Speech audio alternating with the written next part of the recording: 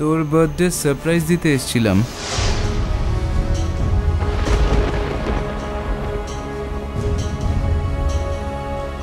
साहब साहब ये आपका कोई लगता है साहब? मुझे कोई एक नाम पूछ रहा था, मुझे तो सब कुछ मालूम नहीं इसलिए बता नहीं पाया साहब। তো বলছিল যে এখানে কারোর একটা বিয়ের অনুষ্ঠান, কার বিয়ের অনুষ্ঠান নীল? এই ডিঙাভাসির মেয়েটা এখানে কি করে এলো নীল? আর ওর স্মৃতিতে সিঁদুরি বা পড়ালো কে?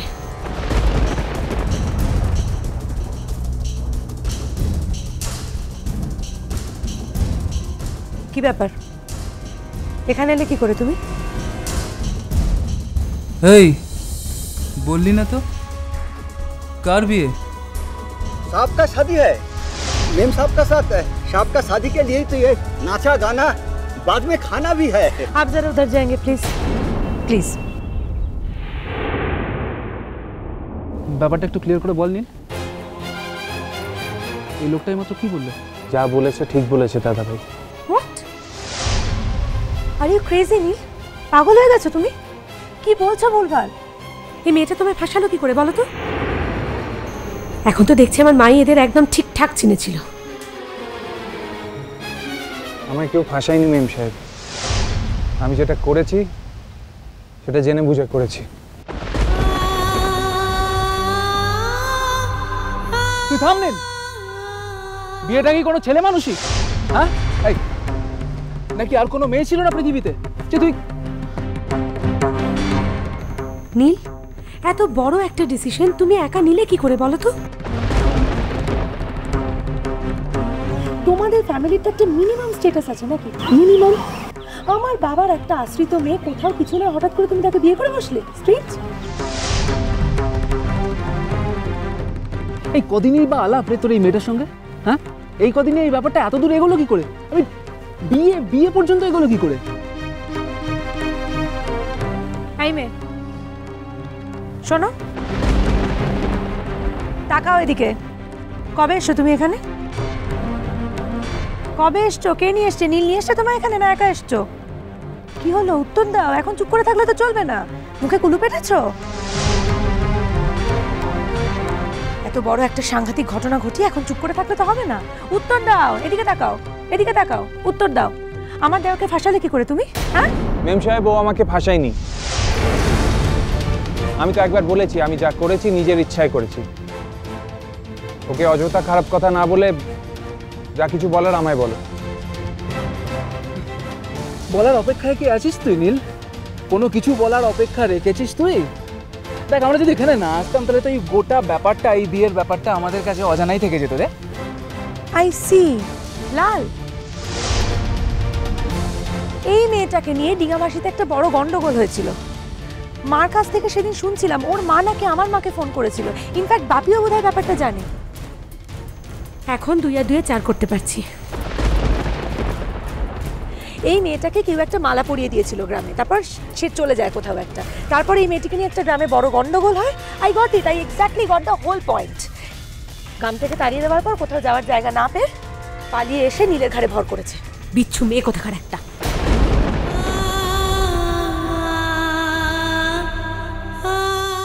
এই তুই এক্স্যাক্টলি বলবি কি হয়েছিল? তা নাহলে তুই কিন্তু আচ্ছা আচ্ছা আচ্ছা আচ্ছা তোর তোর তোর একটা ব্যাপার ম্যাচিওর করে গেছিল না প্রায় আর আরশির সঙ্গে? শোনো নীল, আমার কথাটা শোনো। এটা কোনো বিয়েই নয়, এটা জাস্ট কোনো বিয়ে নয়। যে কেউ এসে গ্রাম গঞ্জ শহর জঙ্গল থেকে এসে তোমাকে বলতেই পারে আমায় বিয়ে করো বলে, তোমার উপর চাপ সৃষ্টি করতে পারে। কিন্তু উল্টো দিকটাও তোমার হাতে রয়েছে নীল, সেটা ভুলে যেও না। ফাইন, আমি মেনে নিলাম এতদিন তুমি একা ছিলে। এই মেয়েটি কোথায় কাকে কি না কি বলে বেরিয়েছে, পরিস্থিতির চাপে পড়ে তুমি তাকে সিঁদুর পরাতে বাধ্য হয়েছো। কিন্তু এখন তুমি একা নাও, একা নাও তো, আমরা দুজন তোমার সঙ্গে রয়েছি। So please don't worry. তুমি জানোই না এসব মেয়েকে কিভাবে হ্যান্ডেল করতে হয়। আমি খুব ভালো করে এসব মেয়েদের হ্যান্ডেল করতে পারি। দেখো আমি ওর কি হাল করি। এই শোনো শোনো, কত টাকা? হ্যাঁ কত টাকা? কত টাকার লোভে দিই জঘন্য কাজটা আমার দেওরকে দিয়ে করিয়েছো তুমি? হ্যাঁ উত্তর দাও, কত টাকা? কি হলো, চুপ করে আছো কেন? যা জিজ্ঞেস করছে তার উত্তর দিতে পারছো না?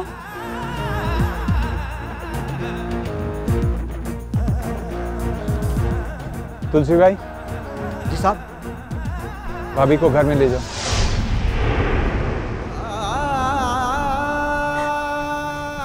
आइए भाभी। কাজু, ডোন্ট ক্রাই। কাঁদার মতো কিছু হয়নি, ঘরে যাও। যাও आइए ना मैम साहब। যাও।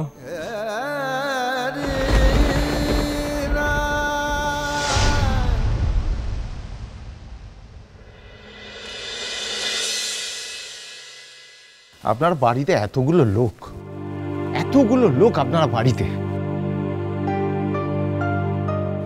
আপনারা নিজেরা আপনাদের বাড়ির মেয়ের খবর রাখতে পারেন না, আর আমাকে ব্লেম করছে না যে আমি কেন আসিনি। আচ্ছা আচ্ছা বলুন তো, আমার কি এখানে আসাটা বাধ্যতামূলক? আমি তো কোনোদিন এখানে না আসতে পারি না না না, আমার তো বাবা শোনো, আমার মেয়েটা না একবার যখন কাউকে আঁকড়ে ধরে না, একেবারে সর্বস্ব দিয়ে আঁকড়ে ধরে। কি বলবো, ও আপন পর কিচ্ছু মানে না কো। তোমার চেয়ে ভালো ওকে কে বোঝে বলো? এই যে তুমি কদিন আসোনি, স্যার স্যার করে সকলকে পাগল করে দিয়েছে জানো। সারা পাড়া ঘুরে দেখেছি আমি, বাস স্ট্যান্ড পর্যন্ত দেখেছি, নেই, কোথাও নেই। ও তো ভালো করে হাঁটতেও পারে না, এত তাড়াতাড়ি পাড়া ছেড়ে, পাড়ার মোড় ছেড়ে, বাস স্ট্যান্ড ছেড়ে ও যাবেই বা কোথায়? দিনকাল কি আর আগের মতো আছে মা, যে কেউ দেখতে পেলে বাড়ি বয়ে এসে দিয়ে যাবে? দেখুন দেখুন কোথায় হাঁটতে হাঁটতে চলে গেছে। না, আমি বলছিলাম যে যদি হাঁটতে হাঁটতেও কোথাও চলে যায় তাহলে তো খুঁজে বার করে আনা সম্ভব, মানে আমি যেখান থেকেও খুঁজে বার করে এনে দেবো, কিন্তু তা যদি না হয় তাহলে। দেখো বাবা, কলকাতা শহরে কত রকমের লোক ঘুরে বেড়াচ্ছে, কেউ যদি ওকে গাড়িতে তুলে নিয়ে চলে যায় তখন?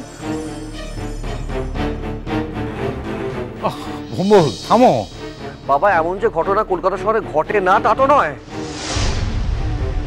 লোক দেখবে, পাগল হোক আর যাই হোক, বয়সের মেয়ে, যদি কোনো মারাত্মক বিপদ ঘটে যায়। থামো থামো থামো মেজো বৌমা, থামো।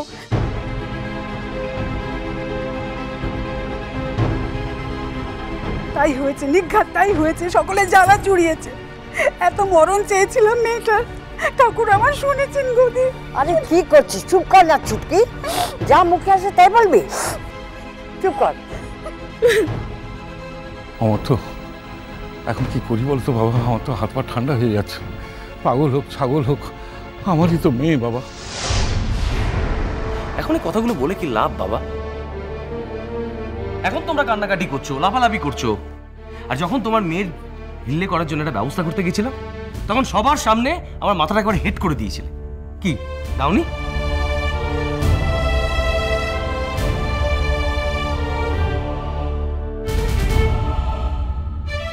শুভম, তুই থামবি? তোকে ফোন করে ডেকে আনাটা আবার অন্যায় হয়েছে। হ্যাঁ, তা তো হবেই, কোনো লাভ নেই বাবা। বাড়ির রেপ হয়ে রাস্তায় পড়ে মরে থাকাটা ওই বিয়ের থেকে বেশি সম্মানে?